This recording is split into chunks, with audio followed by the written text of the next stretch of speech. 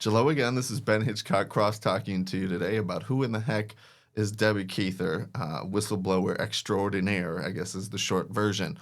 I am here to say, and I'm really excited because we're going to start doing some more Milwaukee Public Schools related content. Some of it old, some of it we've been saving for a while. And others of it is probably going to be newer. I know we're going to be generating a lot new of content related to school stuff because the lead up to the school year is winding down and administrators are going to be more available, and so we can get them on the schedule there. So that is pretty exciting. So, but I think that what you all really want to know is Deb Kuether got the Bethany Eskro interview. And so I have that. I'm cutting it right now in front of me as we speak. It's rendering, and so that's pretty exciting. But I also thought I'd take this opportunity to sort of explain to you who the heck is Debbie Kuether. She is one of the first people who ever came to me with one of these sort of larger-than-life, let's say, governmental employment issues that if you looked at it the right way, it really would spiral out of control. I think what I mean by that, and to be clear, is there's no way to address the Debbie Kuether issue, like so many others, without ultimately trying to address the power game.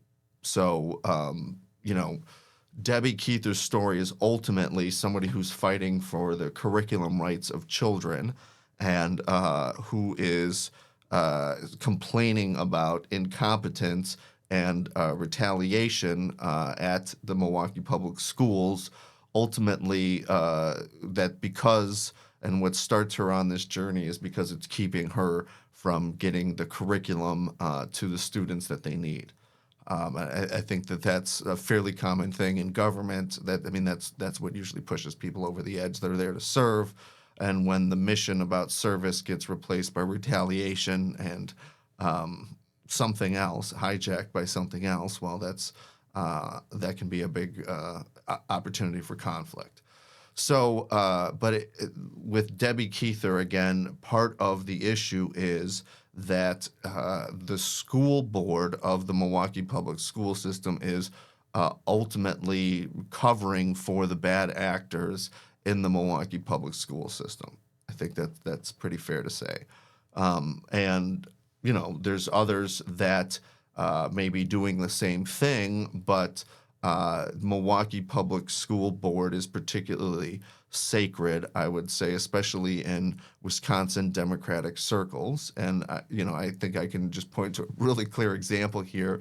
The president of the school board, up until he decided not to run anymore, was Bob Peterson. There's many videos about him. And I think it's fair to say that he, more than anybody else, is responsible for keeping, at least at that time, for keeping the lid on all of the information that we were bringing out to light. And much of the time in which Debbie Kuether's issues were coming to light were intersecting with Democratic politics, particularly the governor's election here in Wisconsin, school board elections, and then again, these confrontations with school board, and Bob Peterson in particular being a sacred cow. From my experience, Bob Peterson is a particular friend of my mother, and I've known him since I was, 6 or 4. I'm sure younger than that. So it was literally we had to go confront, I would say, some sacred cows there. And I think that's sort of the beginning of what you can see in terms of, there's always been a strong desire here to cross-examine the heck out of people and get them either the defense or the plaintiff side that they deserve. I guess, for lack of a better word. Boy, I should have one. But the Debbie Kuether method, and why it's so awesome that we have her here helping, her, that are volunteering her efforts and adding those to this channel, is that she brings this collaboration on board. She brings people like Debbie Kuether. They like to work with her, and just for example, many educators, not just at MPS but across the state, have come to her. They have shared data, and I don't think anybody was doing that before. In fact, it scared the Equal Rights Division so much that they went out of their way to attack. I would think that's fair to say, her and I, for doing just that, for working with other complainants. So